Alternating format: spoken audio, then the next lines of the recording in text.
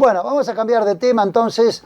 Estuvimos participando en otro de los Zoom de las teleconferencias organizadas por el dirigente radical Mario Barletta, en este caso con el diputado nacional Luciano Laspina y el diputado nacional economista Alfonso Prat-Gay. Ellos son los que disertaron. Mario Barletta fue el organizador, la diputada nacional Lucila Lehmann fue una de las moderadoras de la charla. Estuvieron participando Barletta, bueno, como les decía, Lehmann, Laspina, Prat-Gay y también el diputado Federico Angelini. Bueno, entonces, de movida entonces la introducción a las charlas a cargo de Mario Barletta y Lucila Lehmann. En cuarentena realmente entraron muchos otros aspectos colaterales, entre ellos la economía, y cuando hablamos de economía estamos hablando del trabajo, estamos hablando de aquellos que más sufren porque menos tienen, estamos hablando de la pequeña y de la mediana y de la gran empresa, de todo el mundo vinculado al desarrollo agroindustrial.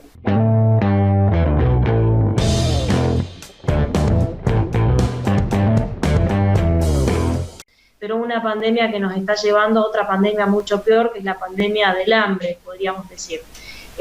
Además, una cuarentena que venimos viviendo, que es la más larga que se está viviendo en el mundo, digamos una cuarentena que ya lleva más de 3 meses.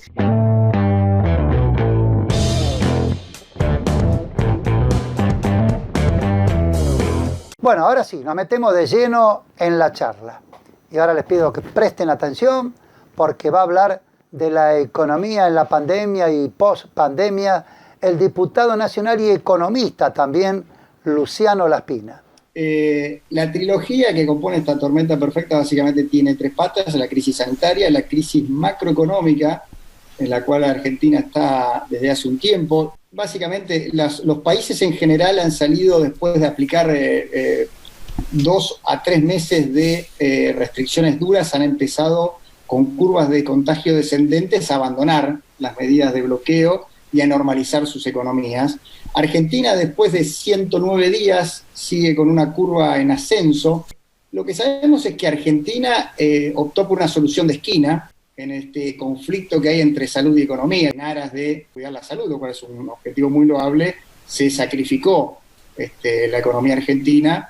Y efectivamente fue así. La cuarentena dura ha sido muy bueno para la salud cuando uno mira los indicadores, puede hablar de eso, pero muy malo para la economía. Pero quizás fue una cuarentena demasiado prematura.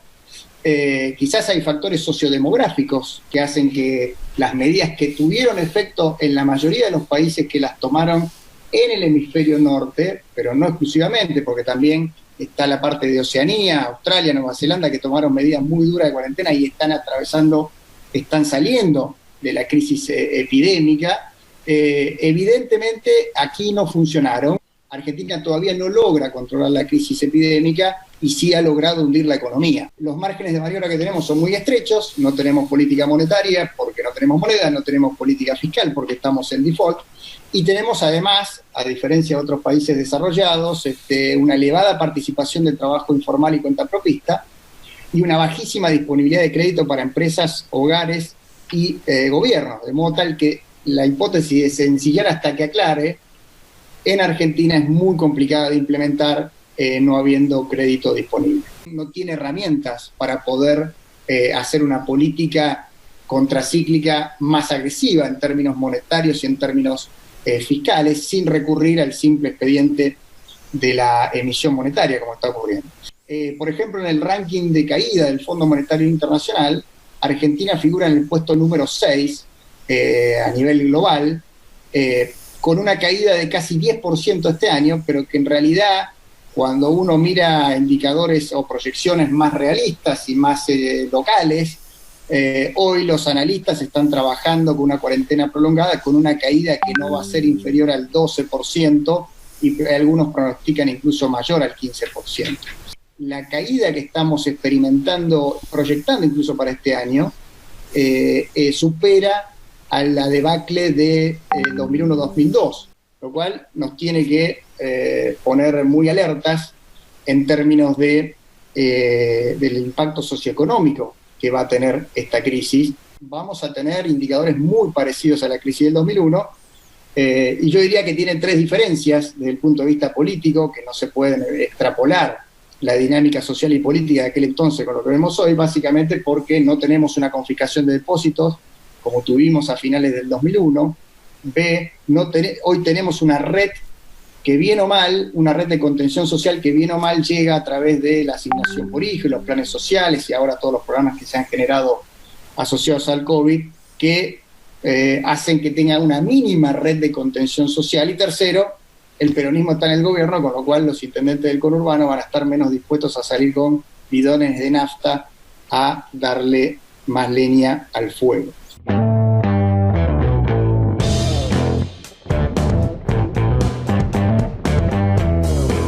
Pero la posibilidad de que el gobierno salga con una devaluación sin plan es también un segundo escenario que llevaría seguramente una espiral de devaluación-inflación difícil de controlar, digamos, ¿no? Y el tercer escenario que uno puede imaginar, que lo podríamos llamar noventista en términos de que es el más ortodoxo, requeriría probablemente de una combinación de un canje exitoso de la deuda, un ajuste importante de la política monetaria, un mecanismo de intervención en el tipo de cambio paralelo, alguna claridad respecto a al régimen monetario, a la pauta de tipo de cambio y control del gasto público, que es probablemente lo más complicado. Pero Argentina está en el marco de una depresión económica, de la cual la clase política, me parece que no toda la clase política ha tomado conciencia, que es una depresión económica que se inicia ya por el año 2010-2011, según como la quieran trazar, y de la cual Argentina no ha salido y no ha podido salir hasta ahora.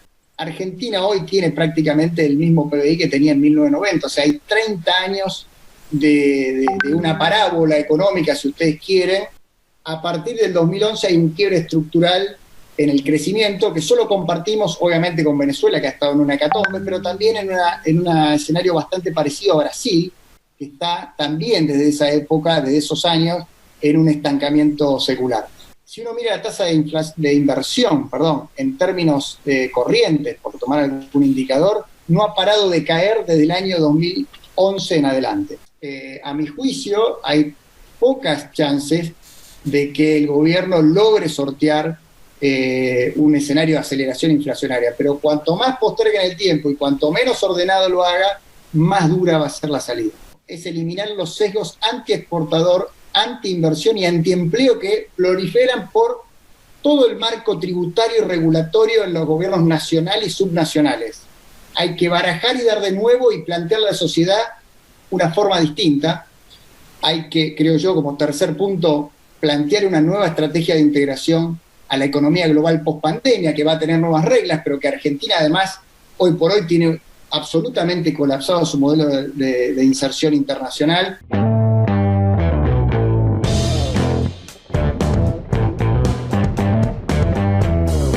Y después de estas reflexiones, de esta introducción, de esta caracterización que ha hecho Luciano Laspina, por supuesto, todo esto está compilado, ¿no? La charla fue de 2 horas. Vamos con Alfonso Prat Gay. Él fue economista, él es economista, fue ministro de Economía precisamente de Mauricio Macri. Lo que destruye la economía no es la pandemia, sino que es la cuarentena. La cuarentena es una herramienta medieval. Es el reconocimiento de que no sabemos quién contagia, cómo contagia, a quién contagia y qué consecuencias tiene. No digo que sea exclusivamente Argentina, evidentemente son muchos los países que la han aplicado en una primera instancia. La cuarentena no cura, la cuarentena prepara o le da tiempo al gobierno de turno para que prepare el sistema sanitario, para que establezca una estrategia de testeo, rastreo y aislamiento enfocado, ¿no? Como no tenemos nada de eso, aislamos a todos por las dudas y por supuesto que el costo de decirle a la población no trabaje es un costo inmenso en términos económicos.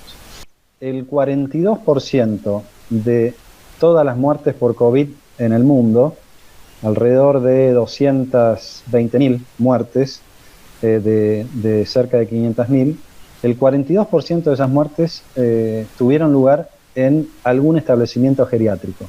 Casi la mitad de las muertes sucedieron en geriátricos. Vale decir, una estrategia mucho menos costosa desde el punto de vista económico hubiera sido cerrar los geriátricos, proteger los geriátricos, dejar el resto de la economía abierta, nos hubiéramos ahorrado la mitad de las vidas y seguramente hubiéramos tenido un costo económico mucho menor.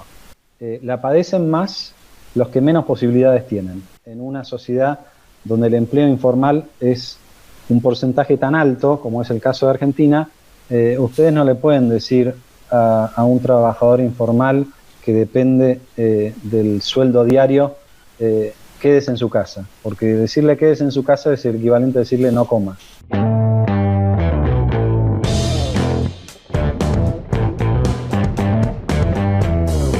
La curva económica, como bien nos explicó Luciano, también se está acelerando pero hacia abajo, ¿no? Se han perdido 320.000 empleos en las primeras 6 semanas de la cuarentena. Para que ustedes tengan una idea, durante la segunda mitad del gobierno de Macri se perdieron 242.000 empleos entre el 2018 y 2019. Esa fue la última recesión. Bueno, aquí en 6 semanas se han perdido 320.000, ¿no? Pero hay muchos compatriotas nuestros que no tienen la posibilidad de trabajar desde su casa. Hay una brecha digital que se va agrandando, no solamente en el trabajo, sino también en la educación. Y claramente, después de esta cuarentena, no solamente Argentina sale más pobre, sino que sale más golpeada en lo social, más desigual, y seguramente con un nivel de pobreza mucho más grande que como entramos. Para amargarnos un poquito más, si en los últimos 25 años nosotros hubiéramos tenido el comportamiento que tuvo la economía de Uruguay, para no irnos tan lejos, hoy tendríamos un PBI un 60%, un nivel de ingreso un 60% más alto de lo que tenemos hoy. Y no le crean al ministro de Salud cuando dice una empresa o un empleo se recupera fácilmente. No es así. Lo hemos visto en muchas crisis económicas en Argentina. Ojalá fuera tan fácil. Le resulta fácil a un empleado público, por ejemplo, que no tiene el riesgo que tiene un emprendedor de clase media que tiene que pagar sueldos sin ingresos, ¿no?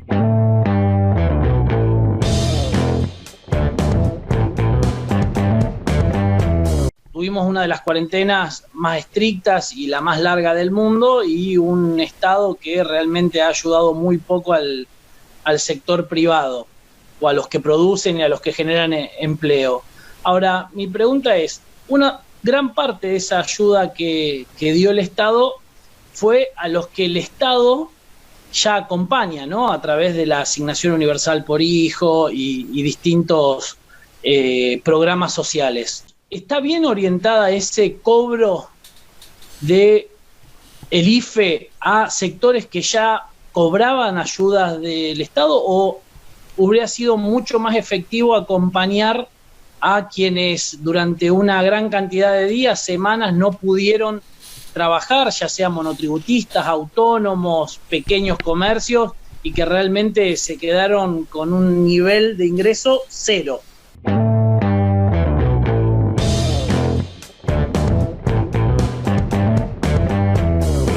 Bueno, muy bien. Y le tenemos que agradecer al moderador Mario Barletta, que nos permitió a nosotros hacer una pregunta. Una pregunta que capaz que pueda también ser información, porque nos la pasaron fuentes allegada al gobierno nacional. Nosotros se la trasladamos a La Espina y Praticay, y eso nos contesta. Darío Ruedi.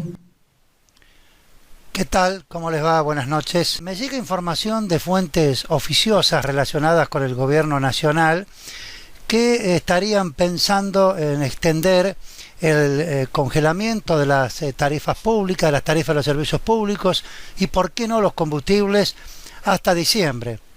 Cuando yo le pregunté, ¿diciembre de este año? No, diciembre del 2021, pero bueno, vamos a suponer que sea hasta diciembre de este año, porque ellos están pensando en las elecciones del año que viene. La pregunta sería, si eso llegara a ocurrir, si esto lo pondría en marcha el gobierno, ¿qué consecuencias económicas traería un congelamiento de las tarifas de los servicios públicos y eventualmente del combustible? Y la segunda pregunta relacionada con esto sería, ¿no es entonces Vicentín la usina de dólares para financiar esto? El gobierno creo que trabaja efectivamente con una estrategia de ir pateando para adelante los problemas. Yo creo que la estrategia político-electoral del gobierno va a ser culpar de la recesión al gobierno de Macri y a la pandemia. Y creo yo que ahí va a haber un debate político respecto a quién es el padre de la recesión, donde creo que no va a haber debate, o que va a ser muy difícil que el gobierno logre ganar el debate, es quién es el padre de la aceleración inflacionaria que viene por delante. El costo de postergar el ajuste precisamente es que la explosión posterior es aún mayor, o que la salida, el costo de la salida es aún mayor. No sé si el gobierno lo va a lograr, pero creo que lo va a intentar. Y Alberto ha probado en los últimos días, un Alberto con 70, 80 puntos de imagen positiva, no logra imponer una agenda moderada de centro y es llevado de la nariz por la agenda del Instituto Patria. Difícilmente veamos a Alberto Fernández liderando una estrategia de centro racional, dejando de lado la agenda del kirchnerismo cuando empiece a pagar los costos de esta enorme crisis social y económica que estamos sufriendo los argentinos, cuando su popularidad, en lugar de ser la estratosférica 80% que fue hace un mes, esté más cerca del 40% o del 50%, que es probablemente a lo que llegue en los próximos meses.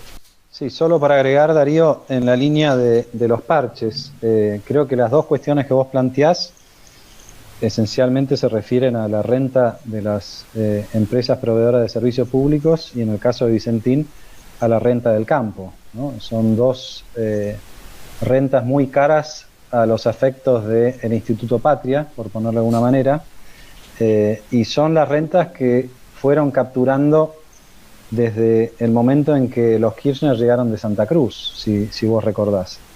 Podría agregar una más, que es la renta, mal llamada en este caso sería renta, pero las jubilaciones de los que están por encima de la mínima, que fue otro elemento con el que el kirchnerismo se financió durante los primeros años, en 2003, 2005, y que también volvió al tapete con la modificación de la ley de actualización de o la suspensión, mejor dicho, de la actualización de las jubilaciones. O sea que acá hay un esquema que se repite sin ninguna duda.